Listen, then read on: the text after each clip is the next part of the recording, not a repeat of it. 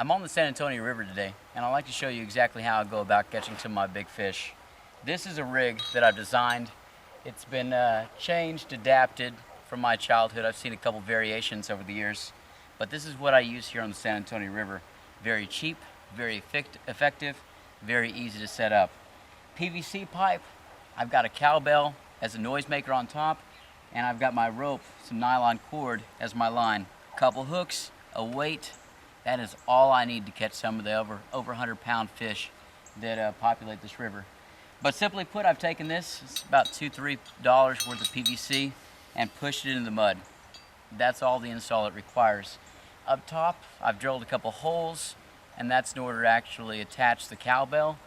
You can use anything you've got. The cowbell was on sale, so I put it up there. And I've got this nylon cord that's been attached as well to the very top, tied off, going through the holes. It's not going anywhere. I've got about 15-20 foot spanned out, and I'll usually pace these things out depending on how far I want my lines to go. The longer your line, the more chance there is for it to actually get tangled up around something, and if the fish is on there for any length of time, it gives them more time to actually start projects. Now, I've stopped right here. Eventually you should get to the point where you hit a hook or two. 2 to 3 hooks is as many as I put on these rigs. Again, the more hooks, the more chances for getting things caught, the more trouble you can get into, and eventually you'll probably be spending most of your time untying, untangling, and unsnagging. So 2 hooks.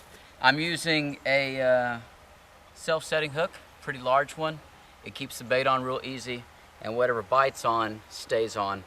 And I've got a bit of paracord that's on there in such a way that I can pull this off at any time if it gets broken in half, or if one of the fishes decide to actually go and swallow it. So real simple, fairly standard. If I keep on moving up the line, I got about 3 foot span here, and I come up to the exact same rig, another hook. And again, usually I'll do about 2 hooks, 3 at the most. Another 1.5 feet, and I've got my weight. I'm using just an old scrap bolt. This is something we've used for a long time. Any kind of piece of metal that's lying around that's just doesn't have any other use is what I'll use. I don't go spend a lot of money on lead, anything else like that. But it's heavy enough where I can throw it out there. My bait stays where it needs to go, even when the river's up. Just enough to keep it down and maybe give your larger fish a bit of a fight. So, setting this thing. I've seen a lot of people do it in various ways. It's just pretty much standard throwing out a throw line. And with 2 hooks, I'm going to be using, the bait today is going to be crawfish tails. And that might seem a little awkward, but we had a lot of them last year, and these got put back in the back of the freezer and aren't exactly as fresh as they ought to be. But I'm just going to simply put that hook and that crawfish tail together, stringing the hook along the backbone. It'll stay on there pretty well. Hopefully something will come by and gum it and grab on. Move down the line, do the exact same thing for this secondary tail. String it on there, very aromatic, ought to catch something. And I've got the weight right here.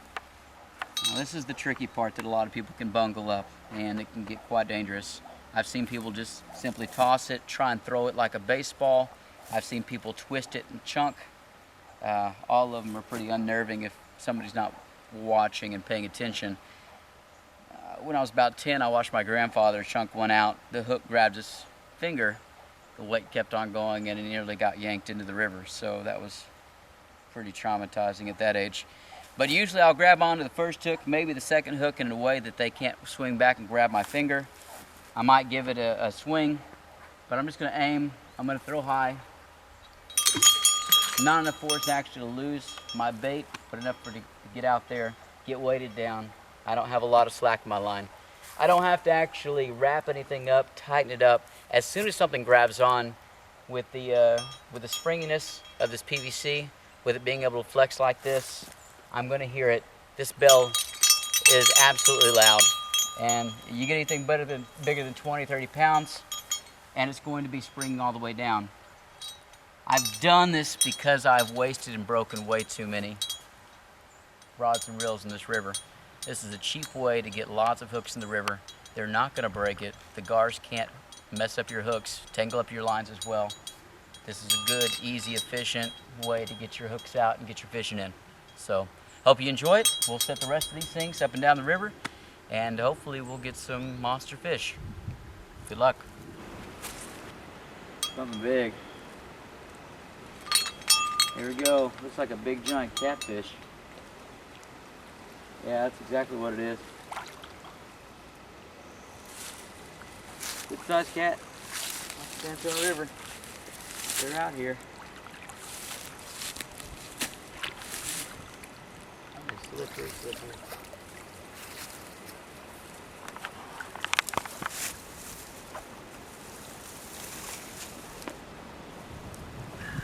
Come on, open up.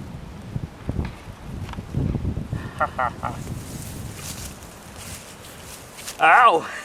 God. He's got some choppers on him. Alright, let's get him up. Get him tackled before he breaks my finger. Alright.